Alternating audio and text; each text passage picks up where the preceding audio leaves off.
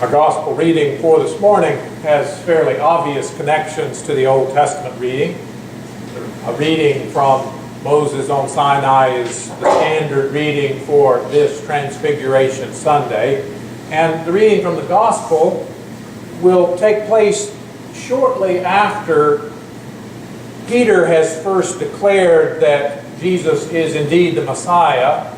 Jesus has then taught them that he must suffer and die. And Peter has tried to correct Jesus, only to be corrected himself by Jesus. And all that is backdrop for this piece, and in fact is what has happened 6 days earlier, the 6 days we will hear in the reading. Listen now for what the Spirit would say to us through these words. 6 days later, Jesus took with him Peter and James and his brother John and led them up a high mountain by themselves. And he was transfigured before them, and his face shone like the sun, and his clothes became dazzling white. Suddenly there appeared to them Moses and Elijah talking with him. Then Peter said to Jesus, "Lord, it is good for us to be here. If you wish, I will make 3 dwellings here." And the word dwellings may mean booth or shrine. One for you, one for Moses, and one for Elijah. While he was still speaking, suddenly a bright cloud overshadowed them, and from the cloud a voice said, "This is my Son, the beloved. With him I am well pleased," or "in him I delight. Listen to him."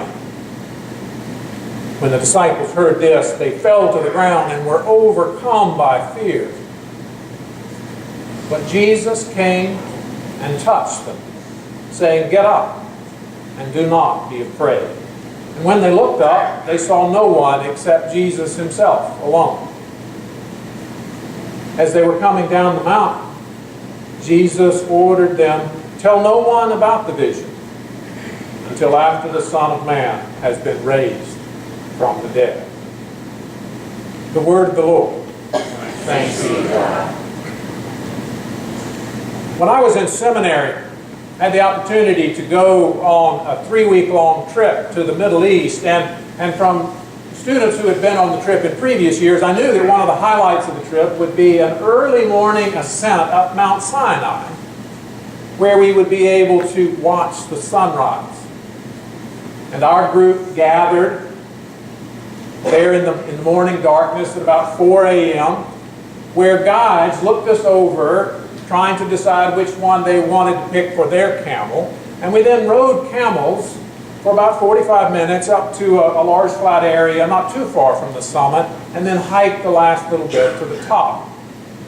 And there we joined with 50 or so other tourists and pilgrims, and we watched and waited as the pink glow of the sunrise gave way to a fiery orange-red sun emerging from behind the mountains of the Sinai Peninsula.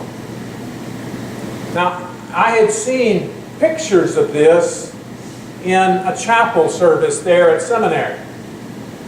And I had heard a classmate talk about what a moving, literally, mountaintop experience it had been.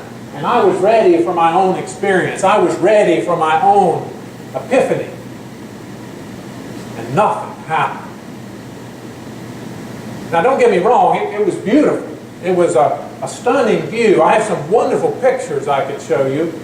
And I cherish the memories of that morning. But God did not seem to especially be there. I did not get any profound sense of God's presence that morning. I was hoping for a spiritual high, and all I got was a Kodak moment. And it seems to me that worship sometimes suffers a similar fate. On one level, worship is supposed to be an encounter with God's majesty, a brush with holiness that inspires us to awe and praise and commitment. But often, too often I fear, it is simply a collection of words and music, some of it perhaps beautiful and even moving, but not because of God. Often, many of us seem unaware of God even being here. In our staff meetings here, we've talked a lot lately about this problem of encountering God in worship, or I guess more correctly, failing to encounter God in worship. And it's not just a worship problem. Lots of people would love to encounter God. The spirituality section at the Barnes & Noble bookstore bespeaks a population that is longing for an encounter with holiness, with the divine. There is a human yearning to connect with God. So why is it that this search for God so often goes astray? Now, I'm sure there are lots of different reasons, but I found myself thinking about two that seem somewhat contradictory. An awe problem and an intimacy problem. Now, writer Annie Dillard has famously commented on the awe problem, noting how we come into worship blissfully unaware of what is going on. Like the early polar explorers who set out on their journeys carrying with them fine china and flatware, but neglecting to bring warm winter clothing. She writes, "Does anyone have the foggiest idea of the power we so blithely invoke? Or, as I suspect, does not one believe a word of it? The churches," she writes, "are children playing on the floor with their chemistry sets, mixing up a batch of TNT to kill a Sunday morning. It is madness to wear ladies' straw hats and velvet hats to church. We should all be wearing crash helmets. The ushers should issue us life preservers and signal flares. They should lash us to our pews." And Dillard laments the casual way we come into worship, into God's presence. We think nothing about sipping our coffee or checking our cell phones. We act pretty much as we do every other moment of every other day. We don't really expect God to show up. At least not the God of the Bible. The God who causes Peter and James and John to fall to the ground, tremble with fear. And sometimes I think that worship fails to encounter God because we are seeking a small, trivial God, one we can manage and control, one we can stick in our back pocket, a God whose only concern is whatever little existential crises we may be having that day. We're not looking for a God who might rattle us to our core and turn our lives upside down, turn us into something new and different and wonderful that gets the world ready for God's new day. But a part of our problem is that we've lost the capacity to be thunderstruck by God's presence. Equally problematic is that we have forgotten the language of intimacy with God. We know how to talk about God, perhaps even to send a few requests to God now and then. But many of us have become terribly deficient in communicating with God. Now, last fall, we had during the Sunday education hour, we had a class held in here for worship leaders. And on one of those Sundays, we were discussing what makes for a good public prayer. And some of the participants mentioned that they had seen a lot of prayers that they didn't much care for, that seemed to bother them in worship. Prayers that spoke more to the people in the pews than they did to God. Prayers that used more the language of description and explanation, talking about God rather than with God.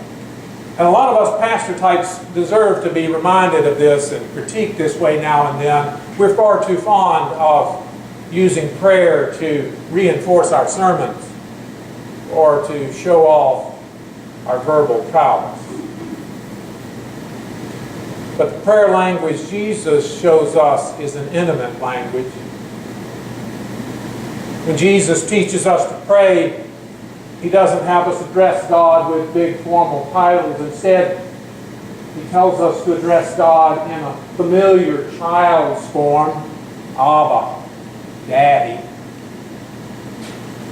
And in the voice of God speaking from the cloud, I think I hear the other side of that. We tend to translate the Bible in way too formal a manner. Abba, Daddy gets turned into Father. And to my ear, that voice of God speaking from the cloud ends up sounding a little too much like a royal pronouncement and not enough like a daddy's joyful utterance. This is my son, my beloved, my delight. Listen to him. Watch a mother or father with an infant sometimes. Listen to them talk to one another. There's not a lot of information in such interaction. This language, this intimate language, is often without grammar and sometimes even without words. But no one would deny that there is communication going on. No one would deny that they are sharing powerful emotions, solidifying their bonds with one another, enjoying one another's presence, delighting in it. That they are influencing one another's behavior, even when not a single word, intelligible word, is spoken. And lovers sometimes use similar language, a language that can sound like gibberish to those who are not in the throes of love. And for centuries, this sort of talk was part of the language of Christian spirituality. But in the modern world, where language is used mostly to explain and inform and influence, this seems to have been forgotten. We've forgotten how to engage in the intimate gibberish of infants and lovers and poets. And we have impoverished ourselves immensely. Now, awe and intimacy might seem to be things so far apart that there's no way they could go together. But you could easily say the same thing about Jesus being fully human and fully divine. And I'm convinced that meaningful, deep and meaningful faith requires both awe and intimacy. We must encounter the awesome, even fearsome presence of a holy and other God that causes us to dive for cover.